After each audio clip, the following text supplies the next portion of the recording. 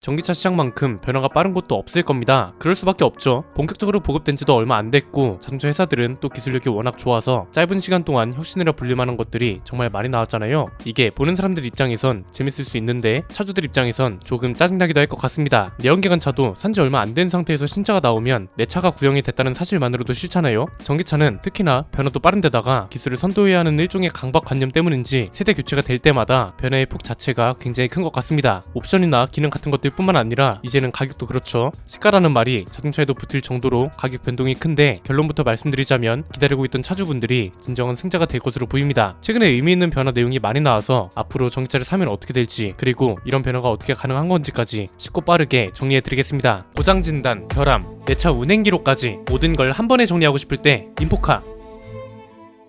작년부터 저희 스포일러 채널을 구독했던 분들이라면 아마 이 내용을 기억하실 겁니다. 블룸버그 NEF가 조사한 결과 전기차 가격이 2013년을 기점으로 내연기관 차랑 비슷해질 거란 내용입니다. 국가별로 시기가 조금씩 다른데 2023년을 시작으로 2024년에는 거의 모든 차종이 가격이 안정화된다는 내용이었습니다. 작년까지만 해도 이 얘기를 안 믿는 분들이 굉장히 많았습니다. 경제적으로 보나 시장 분석 측면으로 보나 근거는 뚜렷했는데 사람들이 못 믿는 건 자동차 회사였죠. 가격을 한번 올리고 나면 내리지 않는다는 고정관념 때문에 이 자료를 믿는 분들이 굉장히 소수였습니다. 그런데 최근에는 이게 점점 현실이 되고 있죠. 전기차가 기술이라는 걸 명분으로 가격을 계속 올리다가 쉐보레랑 폭스바겐 같은 회사가 보급형 전기차 타이틀을 내걸더니 이제는 테슬라도 다시 보급형 전기차 타이틀을 가져가려고 하는 모습입니다. 요즘 들어서 관심을 가진 분들은 믿기 힘드시겠지만 원래 보급형 전기차는 테슬라 모델 3가 원조거든요. 전기차 가격은 한계가 없을 줄 알았는데 자동차 회사들이 가격 경쟁을 시작한 순간부터 가격이 한계 그리고 보급형 전기차의 시대가 시작된 거죠. 작년에 소개해드렸던 자료대로 2023년이 기점이 되고 있고 가격을 내리는 전기차도 점점 많아지고 있습니다. 이쯤 되면 궁금하지 않으세요? 대체 뭐 때문에 가격을 내리는 거고 특히 테슬라는 어떻게 가격을 시가 수준으로 바꿀 수 있는 걸까요? 생각보다 간단합니다. 첫 번째는 테슬라가 가격을 내리기 시작했기 때문에 전기차를 만드는 다른 회사들도 가격을 내릴 수밖에 없는 상황이라는 겁니다. 이건 기본적인 시장 논리 중 하나입니다. 가장 잘 나가는 회사가 가격을 낮추면 그 가격이 기준이 되고 이 가격 범위 내에서 나머지 회사들도 경쟁을 하는 겁니다. 테슬라가 전기차 시장에서 잘 나간다는 건 부정할 수가 없죠. 미국에서 점유율 65%를 기록했을 뿐만 아니라 자본과 물량으로 밀어붙이는 중국 브랜드까지 비교군으로 넣어도 여전히 상위권에 있습니다. 중국을 제외한 시장에선 테슬라를 따라갈 수밖에 없는 거죠. 예를 들면 이런 겁니다. 라면 회사가 A, B, C 이렇게 세 군데가 있어요. A가 우리나라 라면 시장 점유율을 60% 차지하고 있는데 어느 날 갑자기 라면 회사 A가 한 봉지에 2,000원 하던 라면을 1,000원으로 내려버렸어요. 그러면 당연히 B랑 C는 A랑 비슷하거나 A보다 저렴한 가격으로 라면을 내놔야겠죠. 그래야 잘 팔릴 거니까요. 전기차도 마찬가지인 겁니다. 여기서 우리가 봐야 할 건 테슬라가 왜 가격을 내린다는 겁니다. 저는 수많은 이유 중에서도 수요 한계가 찾아왔다는 거 이게 가장 먼저 짚어야 하는 문제라고 봅니다. 여기서 말하는 수요 한계라는 건 뭐냐면 살 사람이 이제는 없다는 거죠. 그냥 그런 겁니다. 자동차를 저렴한 차, 적당한 차, 비싼 차 이렇게 세 가지 가격대로 나눈다고 생각해 볼까요? 저렴한 차는 4천만원 미만이고 적당한 차는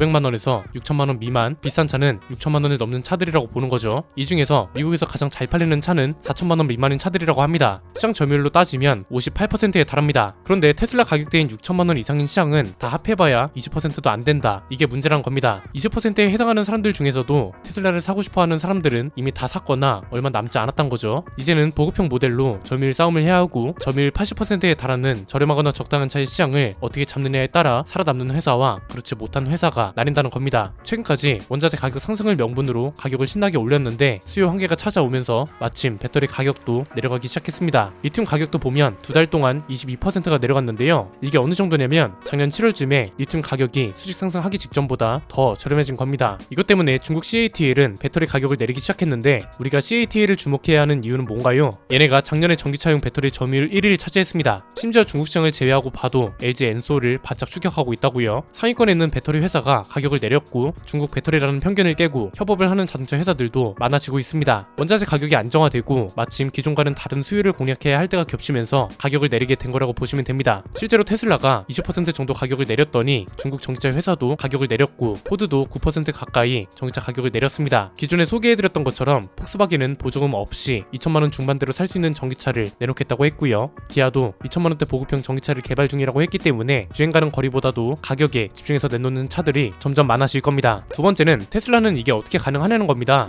그렇잖아요. 아무리 전기차 가격이 유동적이라 해도 8천만원 하던 걸 2천만원이나 깎아주는 게 어떻게 가능하냐 이거죠. 생각보다 간단합니다. 테슬라는 영업이익이 다른 자동차 회사들에 비해서 엄청나게 많거든요. 이건 풀어서 말하면 테슬라는 애초에 가격을 많이 내려도 마진이 충분히 남는 회사라서 가격을 내릴 수 있는 여유가 있는 회사였다는 겁니다. 이런 점에서는 진짜 일론 머스크가 머리를 잘 쓴 거죠. 괜히 천재 소리랑 사기꾼 소리를 동시에 듣는 게 아닌 것 같은데 실제 데이터를 가지고 비교해보면 이렇습니다. 2021년 4분기 기준으로 토요타랑 비교한 자료가 있는데요. 연간 판매량은 테슬라가 거의 토요타의 10분의 1 수준이었습니다. 그런데 영업이익률은 토요타가 10.1%, 테슬라는 14.7%에 달했습니다. 작년 기준으로 봐도 테슬라의 매출 대비 영업이익 비중은 17%나 됐습니다. 실제로 테슬라가 차 한 대를 팔아서 남기는 마진은 1933만원 정도라고 합니다. 이건 폭스바겐의 2배, 현대차의 3배, 토요타의 4배에 달하는 겁니다. 처음부터 마진을 굉장히 많이 남겨왔기 때문에 얘네는 가격을 내려도 타격이 없는 거죠. 다른 자동차 회사들하고 다르게 로봇 생산을 압도적으로 늘리는 것뿐만 아니라 실내만 봐도 어떤가요? 다른 차들은 최고급 가죽에 스티치 장식에 우드 트림에 알루미늄에 디스플레이도 큼지막한 게 못해도 2개는 들어가는데 테슬라는 딱 하나가 들어가잖아요. 좋게 말하면 심플한 거고 나쁘게 말하면 이게 뭐지 싶을 정도로 휑하다고요. 이런 모든 것들이 높은 마진을 남길 수 있게 도와줬다고 보면 되는 거고 이미 테슬라는 몇 년 전부터 전기차 시장 가격이 이렇게 바뀔 거라는 걸 알고 미리 마진을 높게 설정한 게 아닌가 이렇게도 생각할 수 있겠네요. 세 번째는 이런 변화가 앞으로 차주들한테는 어떤 영향을 끼칠 거라는 겁니다. 이제는 보조금이 크게 의미 없을 수도 있을 것 같습니다. 올해까지는 보조금이 영향을 끼칠 수 있습니다. 왜냐하면 당장 우리나라만 봐도 중앙정부 보조금을 100% 받을 수 있는 차가 국산차 말고는 없거든요. 일종의 자국 우대 정책이라고 보시면 되고요. 미국이나 중국 같은 다른 나라들도 자국 우대 성향을 기본적으로 깔고 가기 때문에 이건 정말 잘한 일이라고 볼 수 있습니다. 대신 이 영향력이 내년엔 어떻게 바뀔지 아무도 모른다는 거죠. 왜냐면 2024년은 폭스바겐이 보급형 전기차, 쉐보레가 저렴하다고 홍보했던 이코노스 EV 같은 차들도 우리나라에 들어올 예정인 시기로 알려졌고 기아가 말한 2천만원대 보급형 전기차 출시 시기도 이때쯤이거든요. 이때부터는 보조금 포함 가격이 아니라 보조금 제외 가격이 경쟁력이 될 겁니다. 그래서 미리 전기차를 산 차주들은 살짝 배 아픈 상황이 펼쳐질 수도 있을 걸로 보입니다. 테슬라처럼 똑같은 차종의 가격을 내리는 상황이 꽤 여러 번 반복될 겁니다. 그리고 이미 잘 팔리고 있는 브랜드한테 치우치는 경우도 더 많아질 거라고 봅니다. 이건 무슨 소리냐면 이미 잘 팔리는 브랜드는 어떤 조건을 갖추고 있나요? 선택지뿐만 아니라 인프라 구축에도 신경 쓰고 정비 인력 확충에도 집중하고 이건 곧 차주들이 사후 서비스를 얼마나 편하게 받느냐 이런 문제랑도 연결되잖아요. 여기서 브랜드 차이가 드러나는 건데 현대기아차도 인프라 구축 경쟁에 더욱 적극적으로 뛰어들어야 할 겁니다. 이 핏을 충전소 단위가 아니라 충전기 단위로도 설치해야 할 거고 BMW 같은 주력 브랜드들의 활약도 기대해보는 게 좋을 것 같습니다. BM이 최근에 전기차 충전 인프라를 대규모로 구축하겠다고 선언한 것뿐만 아니라 드라이빙 센터에 이어서 아예 R&D 센터까지 한국에 짓겠다고 했거든요. 인천 청라에 곧 지어질 거라고 하는데 이런 것들이 모이고 모여서 전기차의 평가 기준도 결국은 내연기관차랑 비슷해지지 않을까 싶습니다. 가격대는 이미 형성되어 있는 내연기관차랑 비슷해질 거고 이미 비슷해지고 있습니다. 주행 가는 거리도 이제는 웬만한 차들이 죄다 450km를 넘긴다고요. 이게 딱 지난번 영상 내용하고 연결되는 부분입니다. 단순히 주행 거리가 아니라요. 이제는 차의 만듦새와 가격 그리고 주행 가는 거리가 얼마나 많은가가 아니라 얼마나 적당한가 이렇게 바뀔 거라는 겁니다. 여기에 우리나라 전기차 인프라 구축에 얼마나 진심인지 이런 것도 따지게 되지 않을까 싶은데요. 인프라는 곧 제품 사용을 위해 필요한 조건들이기 때문에 충전소를 얼마나 지어주는지 정비 인력은 얼마나 신경 쓰는지 그리고 이런 것들을 신경 쓴다는 것부터가 이미 자동차를 잘 팔고 있는 회사라는 걸 보여주는 사례이기도 하기 때문에 내연기관차랑 비슷한 전기차 점유율 구조가 생기지 않을까 싶습니다. 빠르면 1년에서 2년 사이에 휘발유랑 경유차 종류가 나뉘는 것처럼 전기차도 그냥 자동차 종류의 하나로 인식될 거고요. 올해 하반기부터 가격으로 경쟁하는 전기차가 많아질 거라서 이 차들도 굉장히 기대되는 것 같네요. 오늘 내용은 여기까지입니다. 내용이 유익하셨다면 구독과 좋아요 알림 설정 부탁드립니다. 지금까지 저는 남PD였습니다. 감사합니다.